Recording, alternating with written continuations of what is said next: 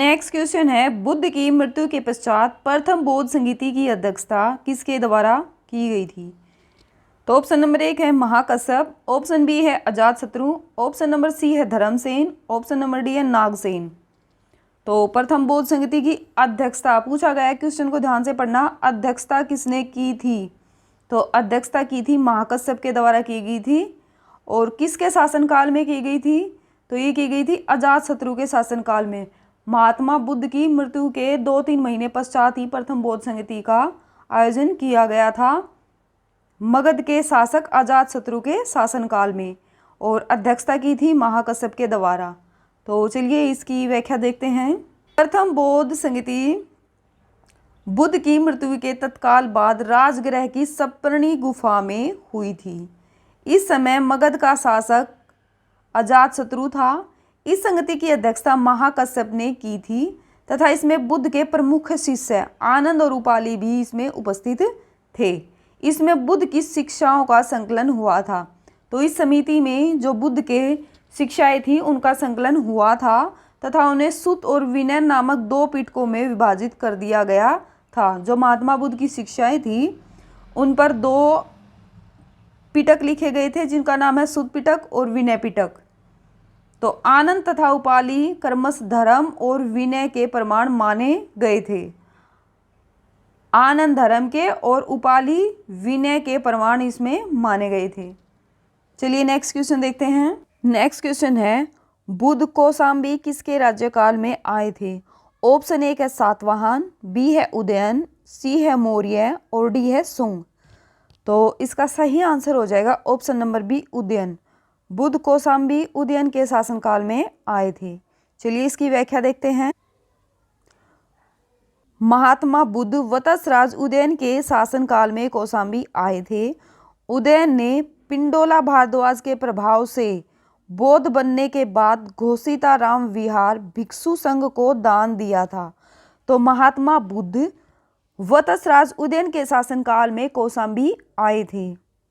Next question देखते हैं। तो आज का हमारा पहला क्वेश्चन है, महात्मा बुद्ध ने अपना पहला धर्मचक्र परिवर्तन किस स्थान पर दिया था? यानी कि महात्मा बुद्ध ने अपना पहला उपदेश कहाँ पर दिया था? ऑप्शन 1 है लुम्बिनी में, बी है सारनाथ में, सी है पाटलिपुत्र में और डी है वैशाली में। तो इसका सही आंसर हो जाएगा ऑप्शन नंबर बी सारनाथ में। महात्मा बुद्ध ने अपना पहला उपदेश सारनाथ में दिया था। ज्ञान प्राप्ति के पश्चात गौतम बुद्ध ने अपने मत का प्रचार प्रारंभ किया। उरुवेला से वे सबसे पहले ऋषि पत्तनम वर्तमान सारनाथ वाराणसी के निकट आए। यहाँ उन्होंने ब्राह्मण सन्यासियों को अपना पहला उपदेश दिया।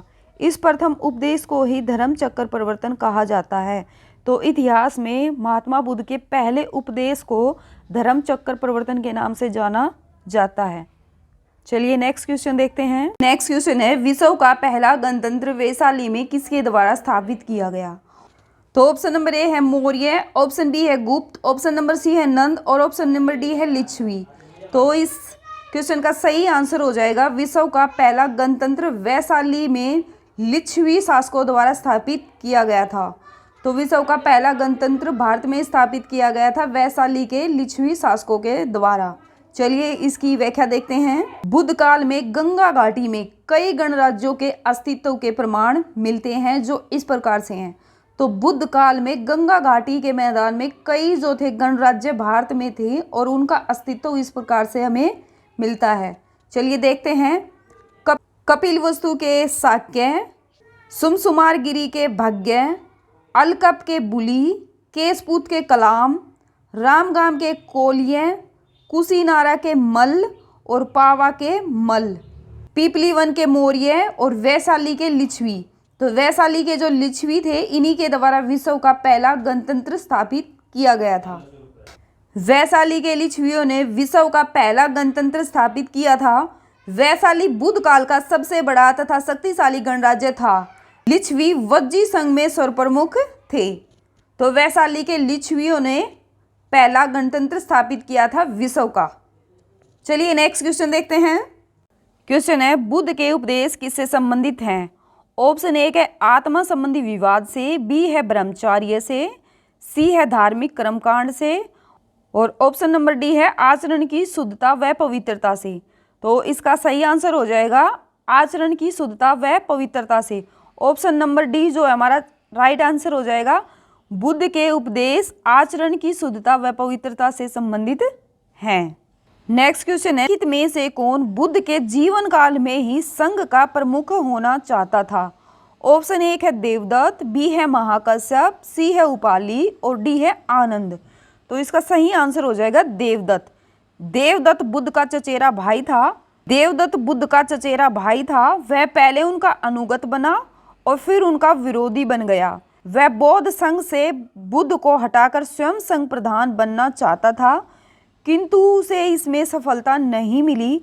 वस्तुतः देवदत्त उसी दिन से संघ का प्रधान बनने की सोचने लगा था जब वह पहले पहले भिक्षु बना था। तो इस क्वेश्चन का सही आंसर हो जाएगा ऑप्शन नंबर ए देवदत्त, जो कि बुद्ध के चचेरे भाई थे। नेक्स्ट क्वेश्चन है, बुद्ध ने सर्वाधिक उपदेश दिए थे। बुद्ध ने सबसे ज्यादा उपदेश कहाँ पर दिए थे? ऑप्शन एक है वैशाली में, बी है श्रावस्ती में, सी है कौशाम्बी में और डी है राजगृह। तो इसका सही आंसर हो जाएगा ऑप्शन नंबर बी श्रावस्ती में। बुद्ध ने सबसे अपने ज़्यादा जो उपदेश दिए थे वो श्रावस्ती में दिए थे। और श्रावस्ती किसकी राजधानी थी? तो ये थी कौशल राज्य की राजधानी। कौशल राज्य की दो राजधानियाँ थी, पहली साकेत और दूसरी श्रावस्ती।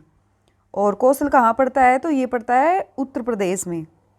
बुद्ध के सबसे अधिक शिष्य कौशल राज्य में हुए थे तथा यहाँ की जो राजधानी थी वो श्रावस्ती थी। उन्होंने सर्वाधिक उपदेश यहीं पर दिए थे। कौशल साम्राज्य उत्तर प्रदेश से लेकर पश्चिमी ओडिशा तक फैला हुआ था। यह प्राचीन भारत के 16 महाजनपदों में से एक था। इसका क्षेत्र आधुनिक गोरखपुर के पास था। इसकी पहली राजधानी साकेत थी जो कि वर्तमान अयोध्या है और दूसरी राजधानी श्रावस्ती थी। तो कौशल राज्य की दूसरी राजधानी थी श्रावस्ती, जहाँ पर भगवान गौतम बुद्ध ने अपने सबसे ज़्यादा उपदेश दिए थे। कौशल नरेश प्रसेनजीत तथा बुद्ध की भेंट का अंकन बृहद स्तूप के शिलापट पर मिलता है। तो कौशल का जो राजा था वो था प्रसेनजीत, और बुद्ध और प्रसेनजीत की जो मुलाकात थी उनका जो साक्ष्य है वो हमें बृहद स्तूप के शिलापट पर मिलते हैं। डाकू अंगुलीमाल नामक डाकू को बुद्ध ने श्रावस्ती में ही बौद्ध धर्म में दीक्षित किया था। तो इस तरह से बुद्ध ने अपने सबसे ज़्यादा उपदेश दिए थे श्रावस्ती में। और श्रावस्ती कहाँ पर है? तो ये कौशल की राजधानी थी। और कौशल का राजा कौन था? तो ये थे प्रसेनजीत। चलिए नेक्स्ट क्वेश्चन देखते हैं। नेक्स्ट क्वेश्चन है, महात्मा बुद्ध का महापरिनिर्वाण किसके गणतंत्र में हुआ था? ऑप्शन एक है मल्लों के, बी है लिच्छवियों के, सी है शाक्यों के और डी है पालों के। तो इसका सही आंसर हो जाएगा ऑप्शन नंबर ए मल्ल गणराज्य में। महात्मा बुद्ध का जो महापरिनिर्वाण हुआ था वो मल्ल गणराज्य के राजधानी कुशीनगर में हुआ था, जो कि उत्तर प्रदेश में है। चलिए इसकी व्याख्या देखते हैं। बौद्ध धर्म का प्रचार करते हुए महात्मा बुद्ध मल्लों की राजधानी पावा पहुँचे, जहाँ वे चुंद नामक लोहार की अमरवाटिका में ठहरे। उसने बुद्ध को शुक्रमदो खाने को दिया। इससे उन्हें रक्तस्राव हो गया और भयानक पीड़ा उत्पन्न हुई।